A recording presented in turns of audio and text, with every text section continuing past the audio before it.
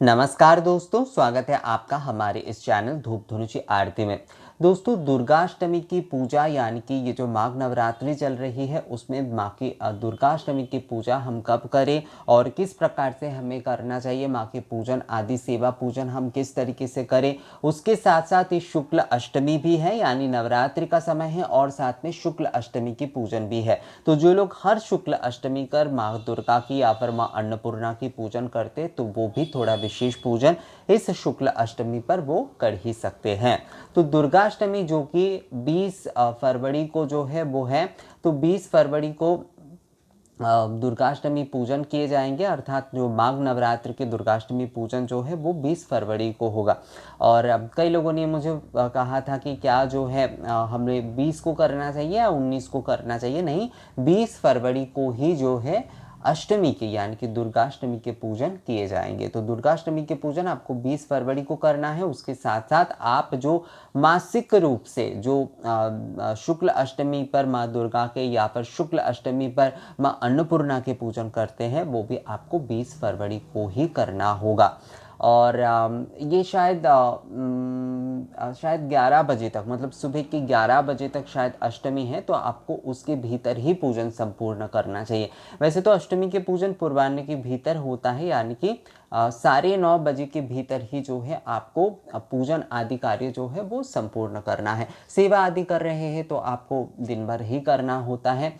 यहाँ पर एक विषय मैं आपको बता देता हूँ। कई लोगों ने आप में से कई लोगों ने मुझसे सवाल किया है कि आप हमेशा कहते हैं कि कलश स्थापना के बिना पूजा नहीं करना चाहिए, पर आप कई समय पोस्ट में लिखते हैं कि अगर आप जो है करना चाहते हैं बिना कलश की भी पूजन या फिर पूजन करना ही केवल ज़रूरी होता है, आप अगर कलश ना रख पाए तो भी।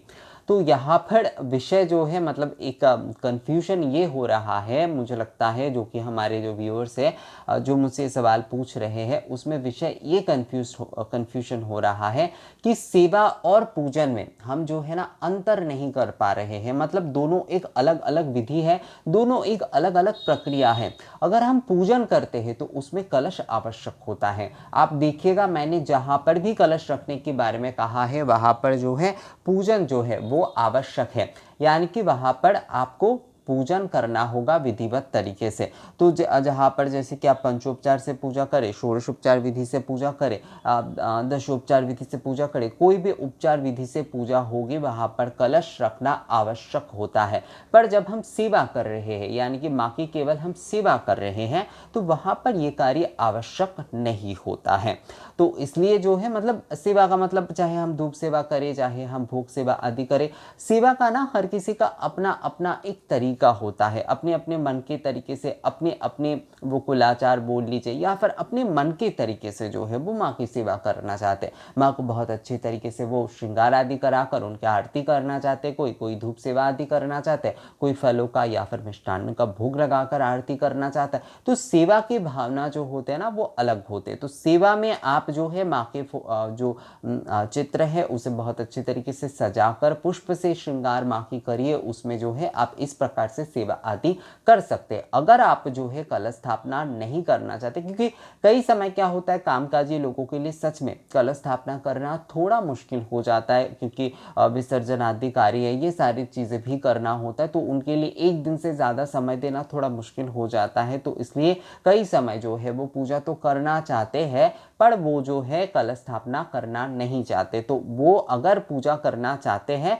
तो वो इस प्रकार से यानी कि माँ के चित्र में जो है वो अवश्य पूजा कर सकते हैं, उसमें माँ की सेवा आदि आरती ये सब कुछ वो कर सकते हैं। पर अगर वो पूजा करते हैं यानी कि षोडशोपचार विधि से माँ की वो पूजा करना चाहते हैं तो उसमें कलश रखना आवश्यक हो जाता है। तो दुर्गाष्टमी की जो पूजा होगी यानी कि जो नवरात्रि माघ नवरात्रि की जो दुर्गा अष्टमी की पूजा होगी उसमें आपको जिस तरीके से षोडशोपचार विधि से पूजा करना है, आप अगर कलश स्थापना करके केवल दुर्गाष्टमी का पूजन कर रहे हैं तो उसमें आप जो है षोडशोपचार विधि या दशोपचार विधि से माँ की पूजन करिए। ऑलरेडी मैंने जैसे सरस्वती पूजा के PDF के जरिए जो है मैंने आप लोगों को बता दिया है कि किस तरीके से जो है आपको षोडशोपचार विधि करना है। तो वही सारे वस्तु जो है पुराने जो शारदीय नवरात्र के वीडियो है उसमें भी आपको 10 उपचार विधि मिल जाएंगे। तो उसी प्रक्रिया से जो है माँ की आपको पूजन करना है, यानी कि आपको जो है अष्टमी के षोडशोपचार विधि के पूजन करना है, माँ की आरती आदि करना है। उसके साथ जिस तरीके से आप सेवा आदि करना चाहते हैं वो कर सकते हैं। और जो लोग केवल सेवा करना चाहते हैं उनके लिए कलश रखना आवश्यक नहीं है। अगर रख पाते तो बहुत अच्छा है, पर अगर जो है आप केवल सेवा की भावना से ही माँ की पूजन कर रहे हैं, यानी कि सेवा पूजन कर रहे हैं एक प्रकार से कहा जाए, तो मतलब विधिवत या षोडश की पूजन ना करके आप सेवा पूजन कर रहे हैं केवल, तो या सेवा आराधना कर रहे हैं आप, तो उसमें जो है आप कलश ना रख के भी माँ की सेवा कार्य आदि कर सकते हैं। तो दुर्गाष्टमी की जो विशेष पूजा है वो आपको केवल उसी दिन करना है। जो दुर्गाष्टमी के दिन होंगे उसी दिन जो है आपको सुबह से लेकर संध्या तक करना होता है। अगर आपने कलश स्थापना किए हैं, कई लोग जो है दशमी के दिन जाकर विसर्जन करते हैं, पर आप चाहे तो नवमी के दिन जो है आप 12 बजे के भीतर जो है आरती आदि कार्य करके, क्योंकि आपने ये पूजन जो है वो केवल अष्टमी के पूजन किए थे, तो आप जो है नवमी के दिन सुबह जो है, क्योंकि 1.5 दिन का होता है जो भी पूजन होता है ना, वो 1.5 दिन का होता है। एक दिन जो है वो संपूर्ण आपको पूजन करना होता है, उसके बाद के दिन जो होता है, दूसरे दिन जो होता है वो विसर्जन कृत्य होता है। तो उसमें जो है आपको इस प्रकार से करना है कलश विसर्जन आदि अगर आप कर रहे हैं तो। और कई घरों में जो है मतलब माता रानी की छवि जो है वो प्रतिष्ठित है और वो हर अष्टमी पर पूजा करते, तो वहाँ पर भी आप जो है कलश स्थापना जिस तरीके से मतलब आपने कलश रखा है तो कलश पे आप मतलब केवल अष्टमी की पूजा कर रहे हैं तो अष्टमी के तरीके से जो है आप कलश रख दीजिए। और अगर आप नित्य दिन उस कलश को रखते हैं तो ठीक है, आप उस कलश को रख दीजिए। उसके बाद जैसे कि दूसरे अष्टमी पे जाकर भी आप उसे बदल सकते हैं। पर अगर जो है आप कलश स्थापना करके नहीं रखते हैं माँ के सामने, तो आप दूसरे दिन या फिर दशमी के दिन भी जो है आप उसे हटा सकते हैं विधिवत तरीके से। अब जो लोग जो है हर अष्टमी पर माँ अन्नपूर्णा की पूजन करते, माँ दुर्गा के पूजन या माँ अन्नपूर्णा के पूजन करते, मैं यहाँ पर माँ अन्नपूर्णा के पूजन के विषय में कह रहा हूँ क्योंकि दुर्गा पूजन तो आप लोगों को समझ में आ ही गया है। और माँ की विधिवत तरीके से जिस तरीके से जैसे मैंने आपको बताया कि आपके घर पे अगर माँ की छवि प्रतिष्ठित है तो आप अष्टमी के दिन केवल जो है कलश स्थापना करके उसमें पूजन आदि कर सकते हैं, जैसे आप हर अष्टमी पे करते हैं। कई लोग जो है वो केवल नवरात्रि विशेष के तौर पर भी करना चाहते हैं तो वो भी किया जा सकता है, उसमें भी समस्या नहीं है। पर उसमें कलश अगर आप प्रतिदिन नहीं रखते तो कलश विसर्जन कृत्य भी आपको करना चाहिए। ये विषय जो है थोड़ा आपको ध्यान में रखना होगा। अब विषय में अब आते हैं अन्नपूर्णा पूजन के विषय में।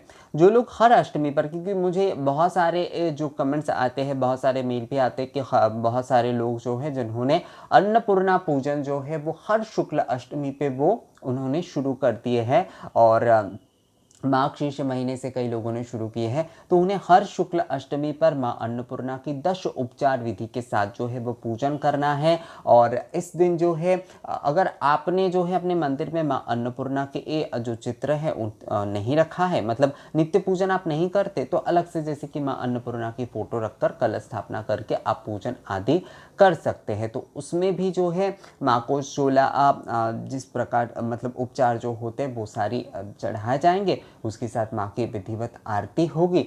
माँ अन्नपूर्णा की अगर आप स्तोत्र पाठ कर सकते हैं तो बहुत ही अच्छा है।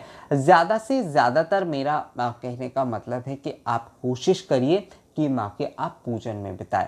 और जैसे कि मैंने आपको कहा था कि माँ अन्नपूर्णा की पूजन में जो है अगर आप एक चावल की जो कटोरी है वो आप रखते हैं माँ के सामने, और उसके बाद जो है उस चावल की कटोरी को आप अपने भंडार घर में, यानी कि आप जो है अपने जहाँ पर चावल रखते हैं रोज़ पकाने के, वहाँ पर आप उसे मिला देते, तो उस प्रक्रिया को भी कर सकते। क्योंकि कई लोगों ने मुझसे कहा है कि उस प्रक्रिया को क्या हम हर शुक्ल अष्टमी पर कर सकते, तो हाँ, हर शुक्ल अष्टमी पर उसे किया जा सकता है अगर आप जो है माँ अन्नपूर्णा की पूजन शुक्ल अष्टमी के दिन कर रहे हैं।